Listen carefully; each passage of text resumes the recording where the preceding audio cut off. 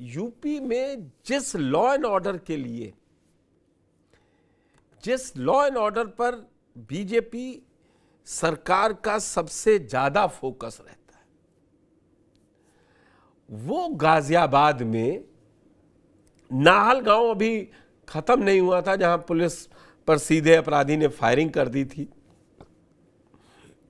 जब दबिश डालने गई थी। मुरादनगर में कल रात कर दिया केस। जो रवि शर्मा है, जो अपने घर पर फायरिंग की रिपोर्ट लिखवाने मुरादनगर थाने पहुंच रहा था, वो रवि शर्मा को आरोपी चौधरी आके थाने के सामने गोली मारकर चला। कहां गया वो डर जो एक था इस लॉ एंड ऑर्डर का? क्या ये सवाल उठ रहे हैं या इसको एग्जैगरेट किया जा रहा है? ये दो लोगों की रंजिश थी, उसमें एक आया और, लेकिन सवाल यही है कि मुरादनगर थाने में सामने उसको मार गए। पहले ये रिपोर्ट देखिए, फिर मैं आपको दो जगह की तस्वीर दिखाऊंगा, एक अमरोहा की और दूसरी गाजियाबाद की, जिसकी मैं बात कर रहा हूं। पहले आप गाजियाबाद वाली रिपोर्ट देख लीजिए, फिर अमरोहा में पुलिस पर क्या आरोप है।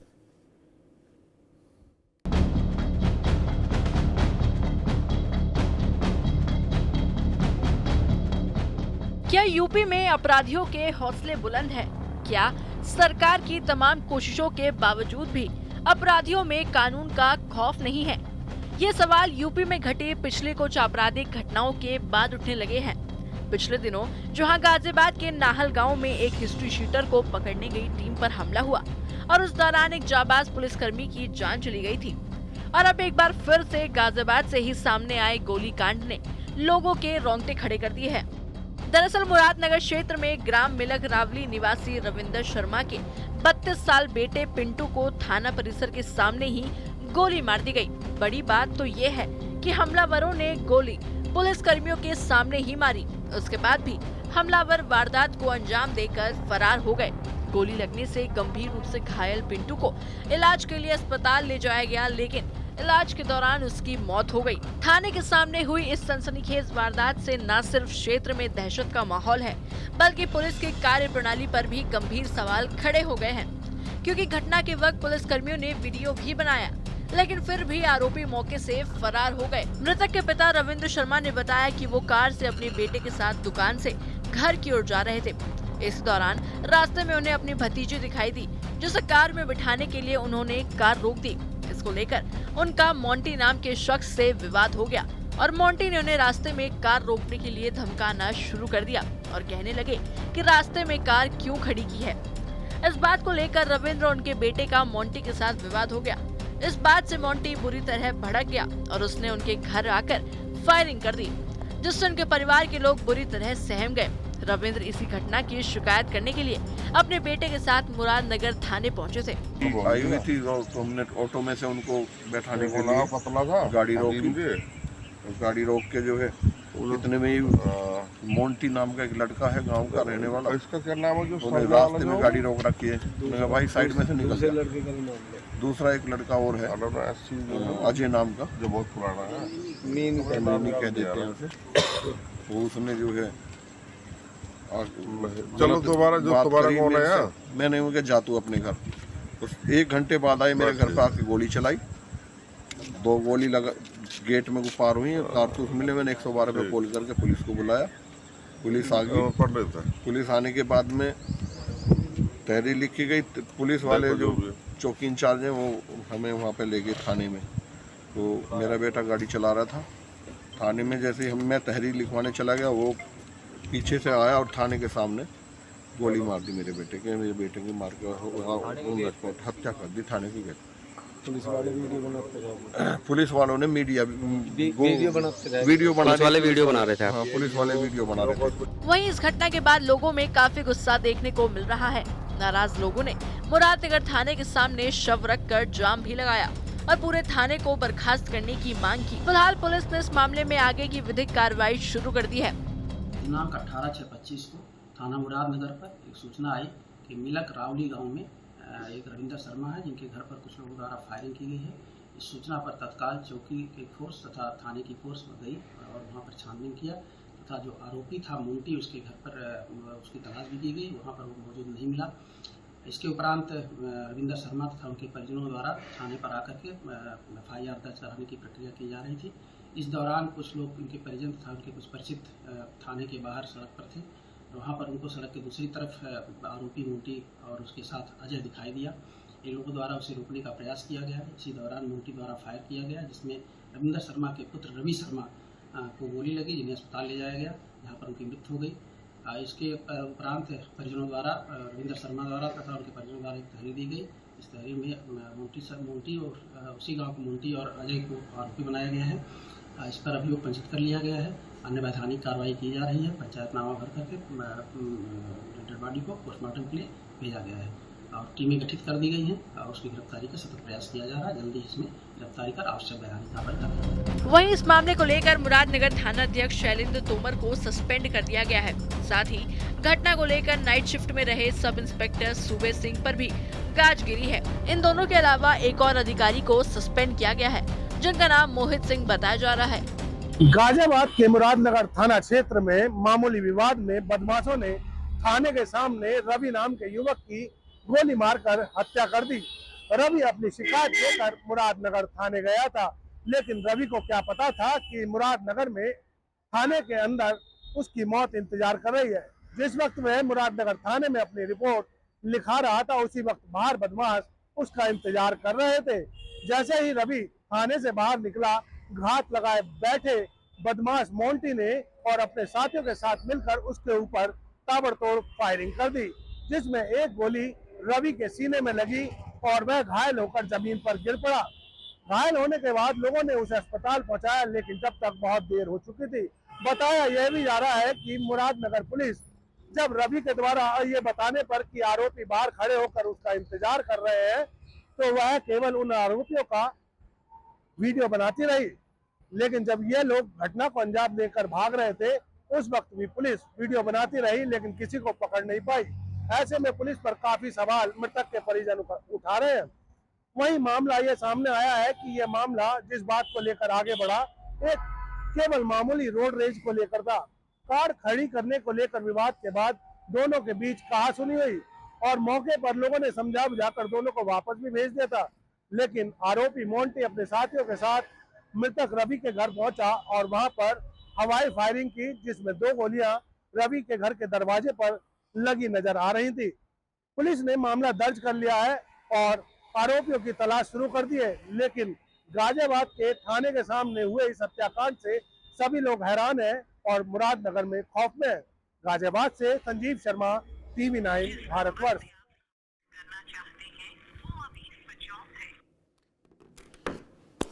तो ये तो आपने रिपोर्ट देखी गाजियाबाद की, और दूसरी जो आपके स्क्रीन पे 2 विन दिख रही हैं, उसमें दूसरी है ये राजीव तरारा विधायक हैं जो पहुंचे हैं। ये पुलिस पर आरोप लगा रहे हैं कि उन्होंने उनके समर्थकों को गलत बंद कर दिया है, जबकि इनके सहयोगियों पर यह आरोप था कि ये अवैध जमीन पर कब्जा कर रहे हैं। तो एक थोड़ा पार्ट इसका भी समझ लीजिए, तब फिर इस पर चर्चा करूंगा विपिन के साथ और गाजियाबाद से संजीव शर्मा के साथ। अमरोहा में क्या चल रहा था, इसको जरा सुनिए। इसने पानी मांगा, आप लात घूसे मारोगे इसको। अरे यार गुंडागर्दी करोगे आप, अंदर बैठे होगे ऐसे कार्यकर्ताओं को। ये लड़का रोके बोला कि 4 घंटे मैंने पानी मांगा, पानी तक नहीं। अब जो कब्जे हो रहे हैं वो तो रुक नहीं रहे आपसे। आप गुंडागर्दी लगा रहे हो कार्यकर्ताओं को। ना हमारा कोई आदमी है, ना मेरा परिवार वाला कोई दलाली कर रहा, ना कार्यकर्ता कर रहा। सही काम के लिए भी आप उनको प्रताड़ित करोगे, बदतमीजी करोगे उनके साथ। योगी जी ने लगातार कहा है कि एक फ्रेंडली बिहेव करिए और आप लोग मनमानी कर रहे हो। आप ठीक काम करिए। योगी जी और हमारी सरकार चाहती है कि ईमानदारी के साथ काम हो, जनता के साथ न्याय हो। जो रोकना है, जितनी एनर्जी इन पर लगा रहे हो, माफियाओं पर लगाओ। यहां पर भी पुलिस सवालों के घेरे में है, अमरोहा में और गाजियाबाद में भी। मेरे साथ अमरोहा से विपिन जुड़ गए हैं और गाजियाबाद से संजीव शर्मा जुड़ गए। पहले संजीव आपके पास आऊंगा। गाजियाबाद में कुछ ज़्यादा ही हौसले बुलंद होते जा रहे हैं। नाहल गांव की घटना अभी खत्म नहीं हुई थी, वहां पुलिस पार्टी पे अटैक कर देते हैं अपराधी। आउट ऑफ कंट्रोल है या लापरवाही का नतीजा है? अरे आप वीडियो बना रहे हैं और वहां गोली चल रही थी, आपकी रिपोर्ट में साफ है जाहिर। और रोड रेस का एक मामला है मुझे लगता, क्योंकि ये जिस गांव का मसला बता रहे हैं वहां गाड़ी निकालने को लेकर इन लोगों के बीच में पहले भी खटपट होती रही है। तब भी पुलिस के पास मैटर गया था, लिखा पढ़ी में नहीं गया था। लेकिन अब की जब वो रिपोर्ट लिखाने रवि शर्मा जा रहा था, आप वहीं गोली मार दी जाती। मतलब इतना तो डर रहना चाहिए ना पुलिस का। देखिए, गाजियाबाद में जिस तरीके की स्थिति बन गई है, पुलिस लगातार एनकाउंटर करके बदमाशों के घुटने तो जरूर तोड़ रही है, लेकिन उनकी चाल को नहीं रोक पा रही है। इस जो घटना से सीधे सीधे यही नजर आता हमें दिखाई दे रहा है, क्योंकि जिस तरीके से थाने के सामने बेखौफ होकर बदमाश पिस्टल लेकर पहुंचे, पिस्टल लहराया, पुलिस ने देखा, उन्हें पकड़ने की जगह उनका वीडियो बनाया, तो इससे सीधे साफ है कि बदमाशों के आगे जब हाथ में बदमाशों के पिस्टल होता है तो पुलिस के हौसले जीरो हो जाते हैं। तो लगता है जो जितने भी एनकाउंटर पुलिस कर रही है उसमें कहीं ना कहीं कुछ खामी है। और सीधे सीधे ये बदमाश जिस तरीके से अब थाने में और पुलिस के ऊपर भी हमला कर दिया। अभी पीछे हाल फिलहाल ही नाहल गांव में आपने देखा, नोएडा से पुलिस आई थी किसी बदमाश को पकड़ने, तो वहां पर सरकार ने 8 साल के आंकड़े जारी किए हैं। संजीव, आप बिल्कुल सही कह रहे हैं, सरकार ने 8 साल के आंकड़े जारी किए हैं, जिसमें 9,000 से ज्यादा लंगड़े कर दिए गए और 234 अपराधी ढेर हुए। औसतन डेली 6 एनकाउंटर कर रही है पुलिस, तब ये हाल है। जी पुष्कर जी, बिल्कुल आप सही आंकड़े पेश कर रहे हैं, क्योंकि जिस तरीके से उत्तर प्रदेश में एक समय यह लगने लगा था कि बदमाशों के हौसले पस्त होते जा रहे हैं, लेकिन लगता है कहीं ना कहीं सफेद पोश बदमाश जो बदमाश हैं उनके ऊपर सफेद पोश नेताओं का कहीं ना कहीं हाथ है। वो कौन से नेता हैं ये पुलिस को पता लगाना होगा, पुलिस को उन नेताओं पर नजर रखनी होगी, वह कहीं सत्ताधारी बिल्कुल पार्टी से ठीक ही बात तो है नहीं संजीव। इसीलिए मैंने 2 जगहों की घटना रखी थी लॉ एंड ऑर्डर को लेके। अमरोहा से विपिन वर्मा जुड़े हुए। विपिन, ये जो विधायक जी हैं राजीव जी, ये हकीकत में जो पुलिस का वर्जन है वो तो ये बताता है कि इनके जो गुर्गे लोग थे वो जमीन अवैध कब्जा कर रहे थे। 15 मिनट के अंदर कार्रवाई की है पुलिस ने, उठा के बंद कर दिया। और जो एक मैंने छोटी क्लिप दिखाई है, इसकी पूरी विस्तृत रिपोर्ट पेज पे लगी हुई है, उसमें ये साफ है कि नेता दबाव बना रहा है पुलिस पे। फिर पुलिस करे भी तो क्या? जो संजीव शर्मा बात कह रहे हैं कि अपराधियों पर कहीं सफेद पोश का हाथ आ जाता है, क्या ऐसा है अमरोहा में जो ये घटना घटी है?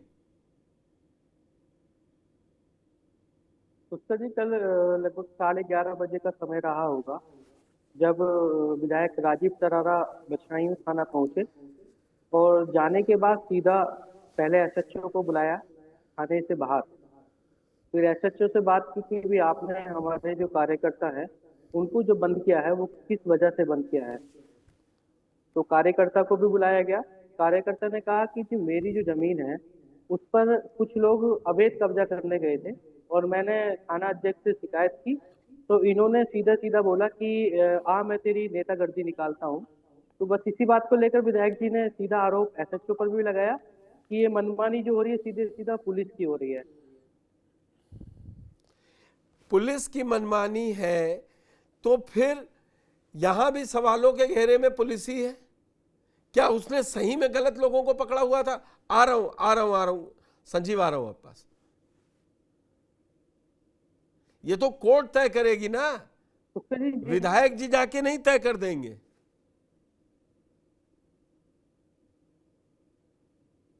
जी जिस तरह से विधायक थाने पहुंचे और वहां पर सीओ और एसएचओ भी मौजूद थे और जो क्षेत्रीय सब इंस्पेक्टर थे वो भी मौजूद थे और पार्टी के जो कार्यकर्ता थे उनके साथ साथ आम लोग भी थे। लेकिन जिस तरीके से विधायक जी की मौजूदगी में जो पार्टी के कार्यकर्ता है जो पुलिस प्रशासन पर और वहाँ के एसएचओ पर भी आरोप लगा रहा है, तो उस बीच जब पार्टी का कार्यकर्ता है जिसके संबंध में विधायक थाने पहुंचे थे, तब ना तो सीओ मौके पर कुछ बोल पा रहे थे और ना जो थाने के एसएचओ वो बोल पा रहे थे। संजीव जी, सीओ जो मौके पर थे वो चुप खड़े हुए थे। उससे सीधा सीधा देखिए लगता था कि विपिन कहीं बता रहे हैं ना कहीं, सीओ पुलिस बोल की पा भी रहा है, जगह पे कमी दबाव रही। बहुत ज्यादा है। आप कुछ कहना चाह रहे थे? हाँ जी, पुष्कर जी, मैं आपसे आपको ज्यादा बता दूं, दूर का जब से मसला है योगी नहीं। सरकार उत्तर प्रदेश में आई है, तब से पुलिस को सरकार की तरफ से बदमाशों के लिए फ्री हैंड कर दिया गया था। लेकिन लगता है कि बदमाशों को तो फ्री हैंड मिल गया है, लेकिन पुलिस जो है, जो आम लोग हैं, उनके ऊपर अपने फ्री हैंड का दबाव डाल रहे हैं। और यही कारण है कि लगातार अब उत्तर प्रदेश में जो बदमाशी का और जो अपराधों का गिराफ गिरा था वो लगातार बढ़ता जा रहा है। यहाँ तक कि न्यायपालिका को भी ये लोग मजाक बनाकर बैठ गए हैं। जिस तरीके से कमिश्नरी सिस्टम गाजियाबाद में जारी किया गया है, तब से पुलिस को और ज्यादा लगता है छूट मिल गई है। क्योंकि जब तक एसएसपी का यहाँ कार्यालय था, उस दौरान उनके ऊपर किसी और का दबाव भी होता था, जैसे डीएम आदि। लेकिन अब ये फ्री हैंड हो गए हैं, इनका जो मन आता है वो करते हैं। किसी पर भी केस दर्ज हो जाता है, चाहे वो पत्रकार हो या कोई आम आदमी हो। सियासत अगर भी हो कोई रही है अपनी शिकायत गाजियाबाद लेकर आ रहा है, वो में। धरने पर बीएसपी बैठ रहा है, तो अध्यक्ष, उस पर मुकदमे प्रदेश दर्ज अध्यक्ष होंगे। विश्वनाथ पाल भी पहुंचे थे क्या? मैं देखिए, पूछना सूचना चाह रहा जरूर आई थी, लेकिन अभी तक उनके विश्वनाथ पाल जी के पहुंचने के कोई ऐसे बात हमारे सामने नहीं आई है। कि हो सकता है कि देर शाम वो कहीं पहुंचे हो और किसी से बात की हो, लेकिन अभी तक हमारी जानकारी में नहीं है कि वो यहाँ पर गाजियाबाद में आए थे। मगर लेकिन यहाँ सियासत के जो तय है, स्थानीय सियासत नेता हो है, रही इस है। मामले पर राजनीति करने से विपिन नहीं यहाँ चूक भी रहे हैं। समाजवादी पार्टी इसका विरोध कर रही है जब से वीडियो बाहर आया है। विपिन जी। तो संजीव आपका, विपिन हमारे साथ दरअसल में, आपका। जी बोलिए जब बोलिए से ये वीडियो वायरल हुआ, बोलिए बोलिए जब से ये विपिन वीडियो बोलिए। वायरल हुआ है, तो उसके साथ साथ सियासत भी तेज हो गई है। और अमरोहा में जो समाजवादी पार्टी के कार्यकर्ता हैं, वो भी इस वीडियो को लेकर काफी चर्चा कर रहे हैं कि इस सरकार में पुलिस की ज्यादा मनमानी है और जो पुलिस करती है वो अपनी मर्जी से करती है। इसी बात को लेकर क्षेत्रीय विधायक भी जो अमरोहा में है, पुलिस से काफी नाराज है। उनका भी कहना है कि पुलिस अपनी मनमानी कर रही है। जो मौजूदा पार्टी के कार्यकर्ता हैं या जनप्रतिनिधि हैं, उनकी भी कोई सुनवाई नहीं है। पुलिस के ऊपर दोनों तरफ से मार पड़ रही है। संजीव आपका गाजियाबाद से और विपिन आपका अमरोहा से जुड़ने के लिए बड़ी खबर में बहुत बहुत धन्यवाद।